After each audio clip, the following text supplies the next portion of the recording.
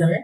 তো সেটা হলো 5 অঙ্ক বিশিষ্ট ক্ষুদ্রতম সংখ্যাটি 176 দ্বারা সম্পূর্ণরূপে বিভাজিত। 4টে অপশন দেওয়া আছে। তো 5 অঙ্ক বিশিষ্ট সবথেকে ক্ষুদ্রতম সংখ্যা স্বাভাবিক বর্গ, একেবারে 1 শূন্য।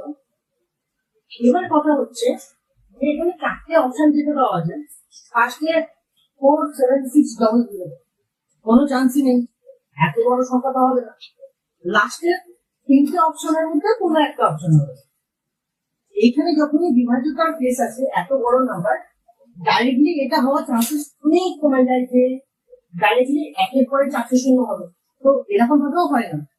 তো এখানে গিয়ে আর বাকি দুটো অপশন যেটা দেখা যাচ্ছে, একটা হচ্ছে 10476 আর ফাইনাল অপশনটা হচ্ছে 10472। সো বেসিক্যালি যদি এটা বিভাজ্য হয় তাহলে 477 বাদ দিলেই তো হয়ে যেত, তাহলে এটাও বিভাজ্য, একই লাগে। তো এরকম টার্মসে কনফ্লিক্ট হয়। তো বেসিক্যালি এটাকে দেখার কোনো প্রশ্ন নেই, যদি এটা বিভাজ্য হয় তাহলে এটা বিভাজ্য হবে। এখানে অ্যাকচুয়ালি অ্যান্সার হচ্ছে option D. Option D is the answer. আর যদি এক্সামে দেখতে চাও, এক এটা দেখবে আর এক এটা দেখবে, সিম্পল ভাগ করে দেখবে।